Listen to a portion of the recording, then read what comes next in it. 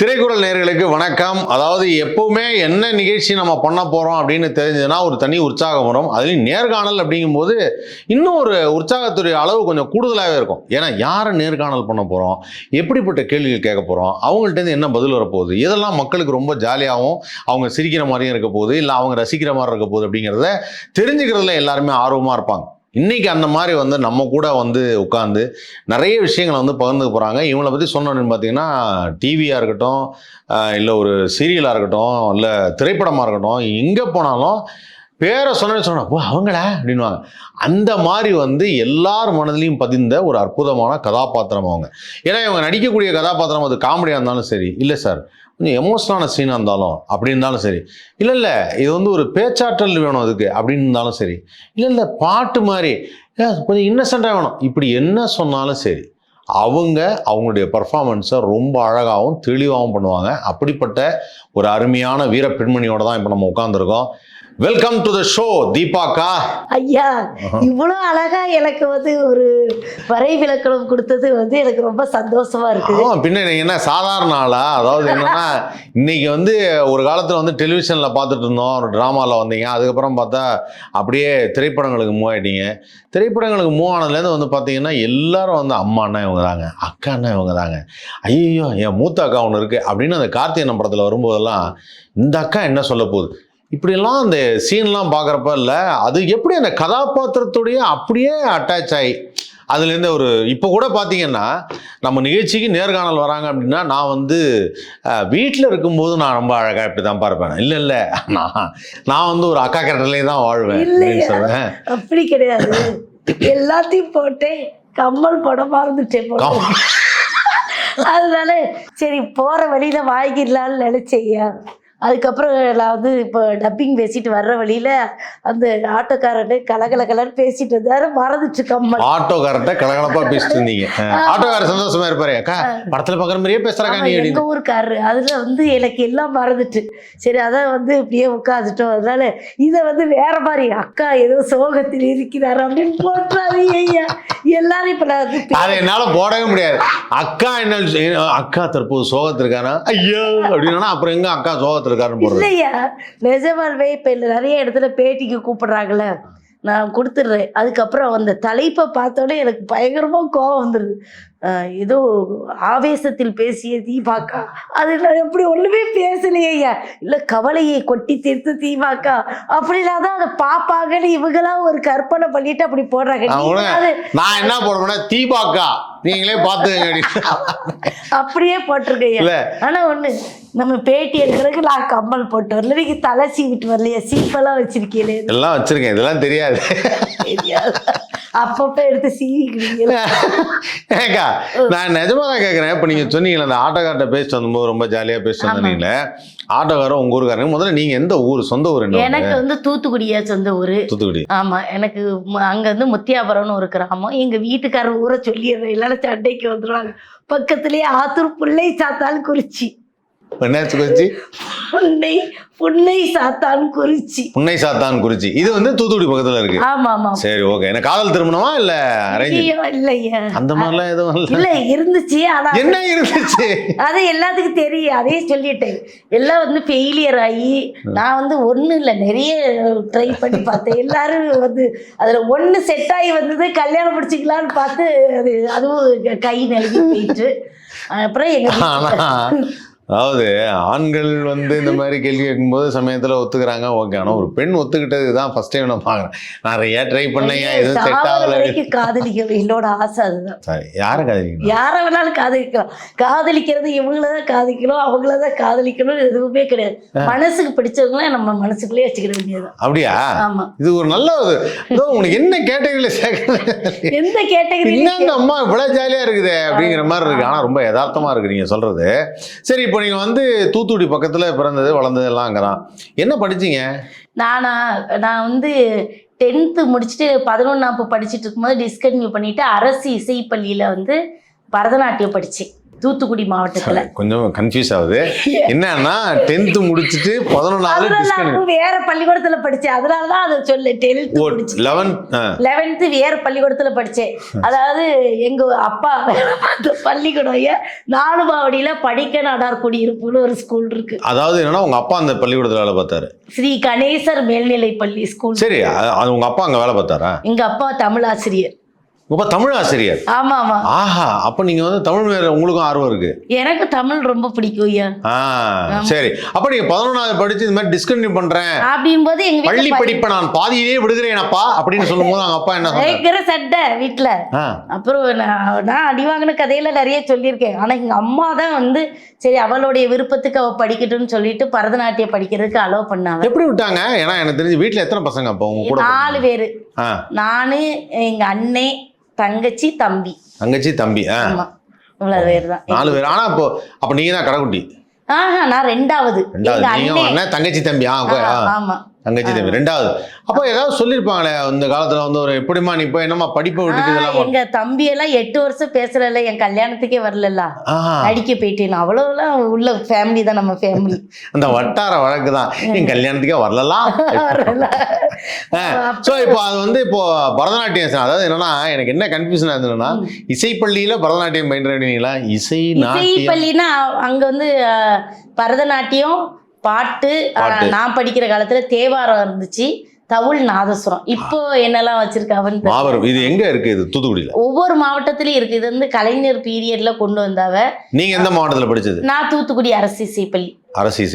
திருநெல்வேலி எல்லா இடத்துலயும் இருக்கு. அதுக்கு மேல் படிக்கணும்னு தான் நான் வந்து இங்க மியூசிக் காலேஜுக்கு வந்தது. ஆனா ஃபர்ஸ்ட் இயர்ல இருந்தா படிக்கணும்னு சொல்லிட்டாங்க. சரி, அதான் அது என்ன கேட்டகரி? இது இப்போ 11வது டிஸ்கன்டினியூ பண்ண எவ்வளவு வருஷம் படிச்சீங்க? அங்க ஒரு 3 வருஷம் ஐயா. அப்புறம் தான் மியூசிக் காலேஜ்ல படிக்கணும்ட்டு இங்க வந்தோம். ஃபர்ஸ்ட் வந்து கலாச்சேத்ரால படிக்கணும்னு தான் எனக்கு ரொம்ப ஆசை. கலாச்சேத்ரால படிக்கிறதுக்கு எங்க வாத்தியாரோட சப்போர்ட்டோட வரணும். எங்க அப்பா இல்லை, நானே கொண்டு போய் சேர்த்து விடுறேன், அவர் பள்ளிக்கூடம் நினைச்சிட்டு அப்படி நினைச்சு விட்டாரு. கடைசியில வந்து கலாச்சேத்ரால எனக்கு இடம் கிடைக்கலையா. அதுக்கப்புறம் ரொம்ப வெட்ஸாக இருக்குமா மியூசிக் காலேஜில் இடம் கிடைச்சி நான் படித்தேன். ஆமாம், அங்கே தான் என்னுடைய 5 வருஷம். 5 வருஷம் மியூசிக் காலேஜ். ஆமாம், 3 வருஷம் ஆர்டர் கலைமணி, 2 வருஷம் நட்டுவாங்க நண்பன். இசையும் அறிவீரோ? இசையே கிடையாது ஐயலியே, நீங்கள் பெரிய பாடகர், அது வந்து என்கிட்ட கொண்டு வர எனக்கு பாட்டே வராது. டான்ஸ் ஆடுவேன். டான்ஸ் ஆடுவீங்க? ஆமா. பரதநாட்டியம் அரங்கேற்றலாம் பண்ணியாச்சா? அரங்கேற்றல நம்ம தான் காலேஜ்லயே சர்டிபிகேட்லாம் வாங்கிடுறோம். அப்புறம் தனியா என்ன அரங்கேற்றம். ஸோ அப்போ எப்படின்னா, இப்போ நீங்க வந்து ஸ்டூடெண்ட்ஸ்க்கு கத்து தர்றதுக்கு ஒரு முறைப்படியான ஒரு ஆசிரியர் கொடுத்து என் படிச்ச பையன் வந்து நம்ம இந்தியாவுக்கு வந்து ஃபர்ஸ்ட் பிரைஸ் வாங்கி கொடுத்து முதல்வர் கையாலேயே விருது வாங்கியிருக்காங்க. போடு. ஓகே, அப்போ நீங்க நிறைய ஸ்டூடெண்ட்ஸ், ஒரு எத்தனை ஸ்டூடெண்ட்ஸ் இது மாதிரி கற்றுக் கொடுத்துருப்பீங்க? நான் வந்து நான் சொல்லி கொடுத்தது ஒரு 5-6 பிள்ளைகள் தான் இருக்கும். இவங்க நிறைய வந்து நம்ம பொய் சொல்லக்கூடாது. அதுக்கப்புறமா இப்போ உள்ள பிள்ளைகள்லாம் படிக்கிறாங்க. இன்னொன்று ஏன் நம்ம இலவசமாக சொல்லி கொடுத்தோன்னு வச்சுக்கோங்களேன். அதாவது நிறைய பிள்ளைங்க படிப்பாங்க, ஃபீஸ் கொடுத்து படிக்கிற பிள்ளைகள்லாம் நம்ம கேட்டகரியில் நம்ம சேர்க்கக்கூடாது. நம்ம வந்து இலவசமாக கற்றுக் கொடுக்குற பிள்ளைகள் இலவசமாக கற்றுக் கொடுத்தோன்னு வச்சுக்கோங்களேன், வாராங்க நின்றுடுறாங்க, தொடர்ந்து படிக்க மாட்டேங்கிறேன். எந்த ஒரு விஷயமும் இலவசமா கிடைச்சா அதுக்கு பெரிய மதிப்பு கிடையாது. அதை நான் வாழ்க்கையில கத்துக்கிட்டேன். சமீபத்தில் கூட என் நண்பர்கள்ட்ட பேசிட்டு இருந்தேன், இலவசமா கொடுத்தா அவங்களுக்கு கண்டிப்பா வந்து அதோட மதிப்பு தெரியாது, ஏதாவது ஒண்ணு செய்யணும். ஆமா, அதனால இப்போ நானே இருக்கிற பிஸில நான் இருக்கிறேன். நம்ம மாணவர்கள்லாம் வந்து சொல்லி கொடுத்துட்டு தான் இருக்காங்க. அது கஷ்டம்னு. ஸ்கூல் ஏதாவது வச்சிருக்கீங்களா? ஆமா ஐயா, இப்போ வேப்பம்பட்டில் வச்சிருக்கோம், திருநீண்டூர்ல வச்சிருக்கோம், பட்டாபிராம்ல வச்சிருக்கோம். 3 இடத்துல ஆட்டோகிராஃபிட்டி டான்ஸ் ஸ்கூல்னு பரதநாட்டியம், ஆட்டோகிராஃபிட்டி டான்ஸ் ஸ்கூல். ஓ, ஆட்டோகிராஃபிட்டி dance school. Okay, super. So இது வந்து 3 இடத்துல இருக்கு. ஆமா. அப்ப நீங்க ஒரு மிகப்பெரிய வியாபார காந்தம். ஐயா, வியாபாரமே ஆவறது இல்லையா, ஓட்டிக்கிட்டு இருக்கோம். வெஸ்டர்னுக்கு ஆள் வருதுயா. நான் வந்து என் கூட ஒரு பையன் வருவாள், அவ கூட சேர்ந்துதான் வச்சிருக்கேன். பரதநாட்டியத்துக்கு ஆள் சேர மாட்டாங்கிறாங்க, வெஸ்டர்னுக்கு சேர்றாங்க ஐயா. ஆனா நாங்க எல்லாத்தையும் ஷேர் பண்ணிக்கிறோம். ஓட்டிட்டு சரி சரி டான்ஸ் ஸ்கூல் வச்சு எப்போ கல்யாணம் ஆச்சு உங்களுக்கு? படம்லாம் ஓகே நிறைய. இல்ல கல்யாணம் எப்ப ஆச்சுன்னு. கல்யாணம் நிறைய கல்யாணம். கல்யாணம் ஆன போது தீபாக்கா கல்யாணம் ஆன போது வெக்கப்பட்டிருக்கணும். கல்யாணம் எப்ப ஆச்சுன்னு கேட்டதுக்கு வெக்கப்பட்டது நீ கேட்ட கேள்வி எனக்கு எப்படி வந்துச்சு தெரியுமா? எவ்வளவு படம் பண்ண நிறைய படம் பண்றேன். நான் பாட்டுக்கு இந்த கேள்வி கல்யாணம் எப்ப ஆச்சு நிறைய பண்ணிட்டேன் அததான் சொல்ல வந்தேன். இப்போ இப்ப இல்லை கேள்வி கல்யாணம் எப்ப ஆச்சு? கல்யாணமா திடீர்னு இந்த கேள்வியை நீ கேட்டீங்கன்னா நான் என் வீட்டுக்கார்ட்ட எழுதிட்டு வந்திருப்பேன்ல. இந்த சூர்யா ஜோதிகா இருக்காங்கல்ல, அவங்களுக்கு கல்யாணம் முடிஞ்ச முன்னா நாளும் அதுக்கு அடுத்த நாளே எனக்கு கல்யாணம். ஐயோ நீ கல்யாணம் நாள்லாம் சொல்றேன் நான். ஏமா நான் என்ன உனக்கு ஆதார் கார்டு கொடுக்க போறேன்னா இல்லை ஏதாவது சர்டிஃபிகேட் கொடுக்க போறேன்? நான் கேட்டது என்னன்னா, இப்ப நீ வந்து நீங்க சொன்னீங்களக்கா, இப்ப நீ வந்து ஸ்கூல் படிச்சுட்டு இருந்தேன், இசைப்பள்ளியில படிச்சீங்க 3 வருஷம் படிச்சுட்டு அப்புறம் இங்க வந்து மியூசிக் காலேஜ்ல வந்து மறுபடியும் 5 வருஷம் ஞாபகம் வச்சுக்கிறது இல்லையா? நான் கேட்கறது இங்க படிக்கும் போதே கல்யாணம் ஆயிடுச்சா? படிச்சு முடிச்சு சர்டிபிகேட் எல்லாம் வாங்கின பிறகுதான் கல்யாணம் பண்ணி வச்சாங்க. சரி அப்போ வந்து வீட்டுல சரி காதல்கள் வெற்றி பெறவில்லை, காதல்கள் வெற்றி பெறவில்லை. சரி அப்புறம் வந்து கணவர் வந்தோடனே கணவர்கிட்ட சொன்னீங்களா? நான் நிறைய இந்த மாதிரி அதெல்லாம் சொல்லியிருக்கேன். எல்லாம் சொல்லியிருக்கீங்க. அப்ப கணவர் வந்தோடனே சரி அவர் ஒரு கற்பனையோட இருக்காரு. அதாவது என்னன்னா நீங்க ஒரு பெரிய நாட்டிய பேரொழி. ஐயா அதை மட்டும் சொல்லாதீங்க ஐயா. ஒரே ஒரு நாள் எங்க வீட்டுக்கார்ட்ட மாமல்ல நல்லா டான்ஸ் ஆடி காட்டட்டுமான்னு சொல்லு. உடனே அவரு சரி மாப்பிள்ளாரு. நான் உடனே பொத்தி வச்ச மல்லிகை பொட்டுல ஒரு ரியாக்ட் பண்ணிட்டு எப்படி பண்றேன் மாமா அப்படின்னு. நீ ஆடுறேன்னு சொல்லல, எப்ப ஆடுவேன்னு கேட்டா பரதநாட்டியம் தானே ஆடணும், அங்க என்ன பொத்தி வச்ச மல்லிகை மட்டுங்கிற. ஐயா நம்மளுக்கு அப்ப எல்லாம் வருமோ அதுதானே பள்ளி காட்டுவோம். அவருக்கு டான்ஸ் டடக்குன்னு ஆடுறாதான் அவருக்கு டான்ஸ். சரி நீங்க பரதநாட்டியம் ஆடி காமிக்க வேண்டியதானே? பரதநாட்டியம் வந்து நான் வந்து நட்டு வாங்க பண்ணி அவங்க பாத்துருக்காங்க. அதெல்லாம் பாத்துருக்காரு. ஆமா அப்ப நம்பிட்டாரு. நான் ப்ரூவ் பண்ணிட்டீங்க நான் பரதநாட்டிய கலைஞர். ஆமா ஒரு கச்சேரி நாங்க போரூர்ல கடை வச்சிருந்தப்ப அங்க ஒரு பிள்ளையார் கோயில்ல கடை வச்சிருந்தீங்களா? ஆமா. அது என்ன கடை? மளிகை கடை வச்சிருந்தோம் எங்க வீட்டுல. எந்த வியாபாரமே உடலே போல இருக்கே. நீங்க இப்ப டான்ஸ் ஸ்கூல் வச்சிருந்தீங்க. எப்ப அவருக்கு கல்யாணம் பண்ணாரோ அன்னைக்கே மளிகை கடைக்கு சுவாகா சொல்லி மளிகை கடை. ஐயா அது சில பல காரணங்களால அப்படியே மூடப்பட்டது. அக்கௌண்ட்ல வச்சுட்டு போயிட்டாங்களா? எல்லாம் வச்சு நாமும் போட்டு விட்டாங்க. சரி ஓகே. அப்புறம் இந்த திரைப்படம் நாடகம் இதெல்லாம் நடிக்கிறதுக்கான முயற்சி எப்போ எடுக்கப்பட்டது? நான் வந்து சின்ன வயசுல எனக்கு இது ரொம்ப ஆசை. நாடகம்னு இப்போ ஒரே ஒரு நாடகம் நடிச்சிருக்கேன் சின்ன வயசுல. அதுவும் அடம் பிடிச்சி எங்க அக்கா ராஜி அக்காவோட அப்பா வந்து நாடகம் நடத்துவார். அப்போ அவரோட போய் ஒரு தடவை 2 தடவையோ பண்ணியிருக்கேன், அவ்வளோதான். அதுக்கப்புறம் இங்க மியூசிக் காலேஜில் படிச்சுட்டு இருக்கும்போது இப்போ இந்த ரீல்ஸ் பண்றாங்கல்ல, அதே மாதிரி அப்போ உள்ள நடிகைகளுக்கு பாட்டு போட்டுட்டு நானே ரியாக்ட் பண்ணுவேன். சும்மா பண்ணிக்கிட்டே இருப்பேன், மரத்துக்கிட்ட பேசுவேன். எல்லாரும் இந்த அக்கா ஏன் இங்க பேசிட்டு இருக்கு? அப்பா அக்கா சொல்லப்பட்டேன். தீபா கிட்ட படிச்ச எல்லாத்துக்கும் தெரியும். நான் எப்பவுமே வந்து ஏதாவது ஒரு மைண்ட்ல தான் இருப்பேன்.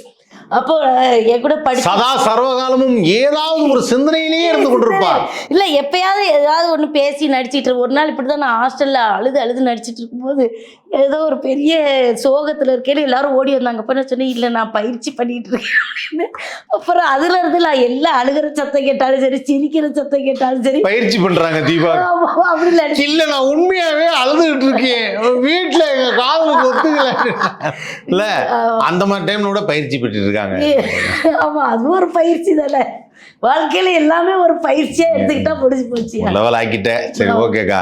இப்ப அதுக்கப்புறம் சினிமாவோ இல்ல டிராமா, அதாவது நீங்க சீரியல் நடிச்சதுதானே ஃபர்ஸ்ட்? ஆமா மெட்டி ஒலி. அந்த வாய்ப்பு எப்படி வந்தது? எனக்கு சோறு போட்டுச்சு. அந்த வாய்ப்பு எப்போ வந்தது? நான் வந்து காலேஜில் வந்து ஒரு தடவை மோன் ஆக்டிங் பண்ணேன். அப்போ வந்து இந்த வரதட்சணை கொடுமையை வச்சு ஒன்று பேசியிருந்தேன். அப்போ வந்து என்னோட ஃப்ரெண்ட்ஸ் எல்லாரும் சேர்ந்து நான் சொல்லுவேன் அடிக்கடி விஜிதா தான் சொன்னாப்புலன்னு. அப்போது இந்த மாதிரி பேப்பரில் மெட்டி ஒலியில் நடிக்கிறதுக்கு ஆட்கள் வேணும்னு பேப்பரில் ஆடு வந்திருந்தது. அதான் சரி நீ முயற்சி பண்ணி பாருங்க நல்லா பண்ணுறா அப்படின்னா. அப்போது வரிசையில் கூட்டமாக இருந்துச்சு. இந்த கூட்டத்துக்குள்ளே நின்று அவர் திருமுருகன் சார் தான் ஃபஸ்ட்டு ஒரு வாய்ப்பு, ஒரு சின்ன கேரக்டர் கொடுத்தாப்புல. அதுக்கப்புறம் எனக்கு தொடர்ந்து சீரியலில் வாய்ப்பு கொடுத்தது யாருன்னா சித்திக் சார் தான். அவருடைய தயாரிப்பில் தான் நான் தொடர்ந்து வேற சீரியல். சித்தி Metti Oli producer. Material producer. அப்புறம் அவரு தொடர்ந்து வாய்ப்பு கொடுத்துரு. அவர் அடுத்தடுத்து சீரியல் எடுக்கும்போது மேகலா, மலர்கள், கோலங்கள்ல மலர்கள், இதெல்லாம் வந்து அவரோடது. மரகத வினை இது எல்லாமே அவரு பண்ணதான். ஸோ அப்போ தொடர்ந்து நாடகங்கள் நிறையா வந்து மலர்கள் பண்ணிக்கிட்டு இருக்கும்போது தான் இந்த மாதிரி. சுமார் எத்தனை நாடகங்கள் பண்ணியிருப்பீங்க? நான் வந்து இப்போ வரைக்குமே வாணிராணி வரைக்குமே நடிச்சிருக்கேனே. வாணிராணி, இப்போ கூட ஒரு சீரியல் அன்புடன் குஷி பண்ணியிருக்கேன் விஜய் டிவியில். ஆமாம், கடைசியாக நான் பண்ணது சரவணன் மீனாட்சி எல்லாமே நான் பண்ணியிருக்கேன். என்னென்னா நான் மலர்கள் பண்ணிக்கிட்டு இருக்கும்போது அங்கே சிவா அண்ணான்னு ஒரு அண்ணா இருந்தாங்க. அவங்க தான் வந்து வெடிகுண்டு முருகேசனுக்கு வந்து ஒரு கேரக்டர் இருந்தது. அதை வந்து கொஞ்சம் மன வளர்ச்சி இல்லாத மாதிரி ஒரு கேரக்டர். அதுக்கு வந்து என்னை கூட்டிகிட்டு போய் நடிக்க வச்சாங்க. வெடிகுண்டு முருகேசன்ல அதுதான் ஃபர்ஸ்ட். அதுல கேமராமேனா இருந்தவங்க தான். வெடிகுண்டு முருகேசன்ங்கிறது அந்த காமெடி தானே? காமெடி. அது நீங்க காமெடியை மட்டும் பார்த்துருக்கீங்க. அதுல ஒரு கேரக்டர் நான் நடிச்சது நீங்க பார்க்கல. தள்ளி வெடியை தள்ளிட்டே வருவேன் பொன்னின்ற ஒரு கேரக்டர். பசுபதி நடிச்சிருப்பாரு. அந்த பொன்னி நீங்க தானா? அந்த பொன்னியே நான் தான். ஓ ஃபர்ஸ்ட் அது. அதுக்கப்புறம் இந்த கேமராமேன் பரணியை நான் கூட்டு போய் மாயாண்டி குடும்பத்தாரில் விட்டாவ. அதுல நம்மளுக்கு அழுகுறதுக்கு சொல்லியா கொடுக்கணும். அதான் அழுது பயிற்சி அப்படின்னு சொல்லி நடிச்சலே. அது முடிஞ்சு போச்சு. அது இப்பதான் வந்து குழந்தை உண்டாயிருந்தேன் அந்த படத்தப்ப, 2வது குழந்தை. அதனால கரெக்டா இந்த படம் ரிலீஸ் ஆகவும் 2 படமும் கொஞ்சம் பக்கத்துல ரிலீஸ் ஆயிட்டு அப்போ நிறைய பேர் கூப்பிட்டாங்க என்னைய படத்துக்கு நடிக்கிறதுக்கு. அப்போ வந்து எனக்கு நடிக்க முடியாமல் போயிடுச்சு. அப்புறம் இன்னொன்று, இந்த நிறைய இயக்குனர்கள் அப்போ என்கிட்ட பேசியிருப்பாங்க. இந்த வசந்த பாலன் அந்த அவியெல்லாம் வந்து ஃபோன் பண்ணி நல்லா நடிச்சிருக்கம்மான்லாம் பாராட்டினாங்க. அப்போ வந்து அவங்கெல்லாம் அந்த டைமில் எனக்கு சினிமாவை பற்றி பெரிய அறிமுகம். அது ஒரு டைரக்டர் பேசினா அவங்கள நமக்கு அப்போன்னு இப்படி பிடிச்சி நம்ம அடுத்த வாய்ப்பு வாங்கிக்கிடணுன்றதுலாம் எனக்கு அப்போ அந்தளவுக்கு தெரியாது. அதனால நம்ம அசால்ட்டாக அதை விட்டுட்டோம். அதுக்கப்புறமா ரொம்ப வருஷம் நீ சினிமாவும் மறந்துருச்சு. நானும் ஊரில் போய் செட்டில் ஆகிட்டேன். ஒரு ரொம்ப வருஷம் முன்னாடி மறுபடியும் திருமுருகன் சார் தான் இந்த கார்த்திகை பெண்கள்னு ஒரு சீரியல், அது மூலியமா அம்மா கேரக்டருக்கு உள்ள கொண்டு வந்தாங்க. அந்த இதுதான் திருப்பி அதுக்கப்புறம் சின்ன வயசுலேயே அம்மாவாயிட்டேன் நான். சின்ன வயசுலயே அம்மா ஆயிட்டீங்க? சின்ன வயசுலயே அம்மா கேரக்டர் பண்ணிட்டீங்க? ஆமா ஆமா. நான் யோசிக்கிறேன் எல்லா பெண்களும் சின்ன வயசுல தான் அம்மா ஆவாங்க அப்படின்னு. ஐயா ஒரு 30 வயசு கூட நடந்திருக்காது நான் அம்மா ஆகும்போது. 28 27 வயசுலயே அம்மாவாயிட்டேன்னு வச்சுக்கோங்களேன். அதுக்கப்புறம் என்னோட பெரியவங்களுக்குலாம் நடிச்சு இப்போ வந்து பழகி போச்சு. இன்னும் கொஞ்ச நாள்ல பாட்டியா நடிப்பேன் எல்லாத்துக்கும். பாட்டியாவா? ஆமா. அது கூட யாரெல்லாம் அம்மா கேரக்டர் பண்ணிருக்கிறது? இப்போ வந்து லேட்டஸ்டா விஜய் சேதுபதி தம்பி வரைக்கும் நடிச்சாச்சு. அவருக்கு அம்மா? ஆமா. விஜய் சேதுபதி? ஆமா. அவருக்கு நடிச்சாச்சு. உன்ட்ட நான் பல வாட்டி சொல்லியிருக்கேன், தேவையில்லாம பேசானே, நீ அடிக்கடி சிரிச்சே மாட்டி கொடுக்குற. ஐயோ மாட்டி கொடுக்கலையா? இல்லையா? ஏன் அந்த டைலாக் சொல்ல? அப்படியெல்லாம் இல்ல, அது ரொம்ப சந்தோஷமான. வேற யாருக்கு அம்மா? வேற யாருக்கு அம்மாவை நடிச்சிருக்கேன். நிறைய புதுமுகங்கள் படம் எடுக்கிறாங்க. வேற ஹீரோஸ், வேற நோன் ஹீரோஸ் யாருக்காவது அம்மாவை நடிச்சது ஞாபகம்? எனக்கு கார்த்திகனோட அந்த படம் பண்ணும்போது நடிச்சிருக்கேன், அக்காவை நடிச்சது, அது ரொம்ப நிறைய. ஆனா இப்ப சூர்யா சாரோட ஒரு படம் நடிக்கிறேன், அதுல வந்து ஆர்ஜே பாலாஜி சார் இருக்காவ. அம்மா கிடையாது, ஆனா நான் ஒரு கேரக்டர் பண்றேன். ஆமா. அப்புறம் வந்து பெரிய நடிகர்களோட அப்படின்னு பார்த்தா வேற பெருசா இப்போ ஒரு 2-3 படம் வந்திருக்கு. இப்போ வந்து இந்த ஜிவி பிரகாஷ் தம்பிக்கு கூட ஒரு படம் பேசிக்கிட்டு இருக்காவ அம்மாவா. அப்படி பார்த்தா விஜய் சேவி தான் முழுசா நடிச்சு முடிச்சது. அம்மாவா நடிச்சு முடிச்சாச்சு. விரைவில் வெளிவரும். ஆமா, பாண்டியராஜ் சார் தான். என்ன படம் அது? படம் பேரு தலைவன் தலைவி. தலைவன் தலைவி. சரி, ஓகே. அந்த படத்துல விஜய் சேதுபதிக்கு அம்மா. ஆமா ஆமா. சிறப்பு. ஸோ இப்போ வந்து இந்த அக்காவா நடிக்கிறது, அம்மாவா நடிக்கிறது இப்படிலாம் சொல்லும்போது இல்லை, ஒருத்தர் வந்து உங்களை கேட்குறாங்க இந்த கேரக்டர் வந்து பண்ணணும், இது வந்து காமெடியான கேரக்டருங்கிறாங்க, இல்லை எமோஷனான கேரக்டருங்க, எந்த கேரக்டர் உங்களுக்கு வந்து பண்ணுறதுக்கு ஈஸியாக இருக்குது?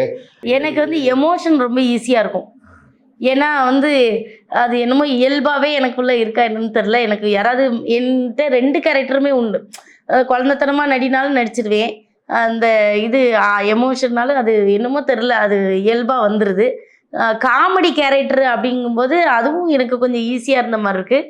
ஆனால் அது அடுத்தவங்களுக்கு சிரிப்பு வருதான்லாம் எனக்கு தெரியாது. ஏன்னா அது அவங்க தான் சொல்லணும். நான் ஏன்னா மிந்தி காமெடி இருந்த ட்ரெண்டிங் வேறய்யா. அப்போல்லாம் வந்து பாடி லாங்குவேஜில் அப்படி இப்படி பண்ணுவோம். இப்போ பண்ணால் என்ன சொல்லிடுறாங்க, ஓவர் ஆக்டிங் பண்ணிடாதீங்கன்றாங்க. ஸோ நம்ம அதையும் கண்ட்ரோல் பண்ண வேண்டியிருக்கு. அப்போ வந்து ஒரு கணவன் மனைவி காமெடி அப்படியெல்லாம் இருந்தது. இப்போ அப்படியெல்லாம் கிடையாது. டைலாக் டெலிவரியில் அடுத்தவங்க சிரிக்கணும். மாறி இருக்கா இல்லையா? அப்போ வந்து ஆக்டிங்கும் மாற்ற வேண்டியிருக்கு. அப்போ எப்படி மாற்றுறது? இந்த கண்ணு வச்சு தான் ஏதாவது பண்ணணும் அப்படின்னு சொல்லி இப்போ கண்ணுலேயே வந்து இந்த டாக்டர் படத்துல நடிச்சப்பதான் அந்த காமெடி சீன் எல்லாம் பார்த்து எல்லாரும் அதை வந்து பேச அது வந்து நான் காமெடியாவே நடிக்கணும்லாம் நினைக்கலையா. இல்லையா, நான் நினைச்சேன் நான் இன்னும் சீரியஸா தான் பண்ணேன், அதை எல்லாரும் காமெடியா. ஐயா நம்மளோட இயல்பு கேரக்டர் எனக்கெல்லாம் ஜாலியாக தான் இருக்குது. அதெல்லாம் வந்து நான் இயல்பாக பேசுறது. ஆனால் அவங்க வந்து நடிப்புன்னு, அதாவது நீங்கள் இப்படி நடிங்க அப்படி நடிங்கன்னு சொல்லாமல் நடிக்க வச்சதுனால அவங்க எல்லாத்துக்கும் ஓகேன்ட்டாங்க. ஓகே அப்படின்ட்டு இருந்தேன். ஆனால் அது படத்தில் பார்க்கும்போது நான் நகைச்சுவை பண்ணணும் இல்லையா, அந்த சூழல் அந்த டைலாக் வந்து சிரிக்க வச்சுச்சே ஒழிய நான் நடித்தது தான் எல்லாரும் சிரிச்சாங்கன்னுலாம் கிடையாது. ஆனால் அது வந்து அந்த அக்கா அப்படி பண்ணால் இப்போ சிரிப்பாங்கன்னு நிறைய படத்தில் வாரண்டியாக கேட்குறாங்க, நீங்கள் அப்படி நடிங்க அப்படின்னு சொல்லிட்டு. ஆனால் எனக்கு வந்து எப்படி நடிக்கணும்னா, இப்போ கோவை சரளாமாலாம் நடிச்சாங்கல்ல, அந்த மாதிரி ஒரு குணச்சித்திர கதாபாத்திரம். குணச்சித்திர கதாபாத்திரம் தான் நிறைய நடிச்சுட்டாரு. எப்பா போது சாமி, நெஞ்சில் அடிச்சுட்டு ஆளுலாம். நீங்களே சொல்லுங்க. இப்போ ஒரு கிராமத்து அம்மா ஒன்று பையனை செத்து போட்டுடுறாங்க, இல்லை நம்ம பேர பிள்ளை யாராவது செத்து கிடக்காங்கன்னு ஆளுங்க, இல்லை தம்பி செத்து கிடக்கா ஆளுங்கன்றாங்க. அப்போ நெஞ்சில் அடிச்சு தான் ஆளுவாங்க. எல்லாரும் எழுதுற இந்த அக்கா எதுக்கு எடுத்தாலும் நெஞ்சில் அடிச்சுட்டாங்க. எல்லாரும் வேணும். அடுத்தவங்க வயிற்றுல அடிச்சுதான் சம்பாதிக்க கூடாது, நீ உன் நெஞ்சிலே அடிச்சுக்கிட்டு சம்பாதிக்கிற, எவ்வளவு பெரிய விஷயம் அது இல்ல ஐயா. நானும் வித்தியாசம் பண்ணணும்னு தான் பார்ப்பேன். அவங்க தான் சொல்லல, ஒரு படத்துல வந்து ஒண்ணுமே இல்லை, சரி இங்க மாயாண்டி குடும்பத்தாரு அப்படியே நடிக்கணும் வேண்டாம் அப்படின்னு சொல்லிட்டு நான் கொஞ்சம் கம்பி பண்ணி அவங்க இறந்து போயிட்டாங்க. இப்படியே உட்காந்து அழுகுறேன். உடனே அங்கேருந்து, என்னக்கா நீங்க நடிக்கிறீங்க அக்கா, அந்த இதை கொண்டுவாங்க, நீங்க மாயாண்டி குடும்பத்தாரில் எப்படி நடிப்பீங்க?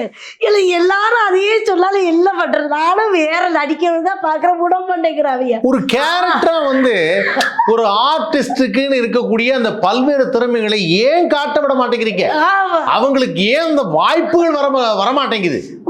ஒரே மாதிரி நடிக்கிறது கொடுக்குற கேரக்டர் பூரா அதுதான் கொடுக்குறாங்க.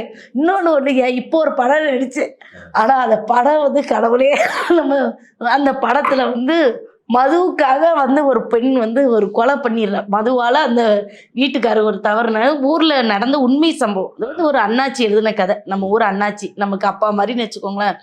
அதில் வந்து வசனம், அந்த பொண்ணு வந்து அந்த கோர்ட்டை வச்சு பொங்கி பேசணும்.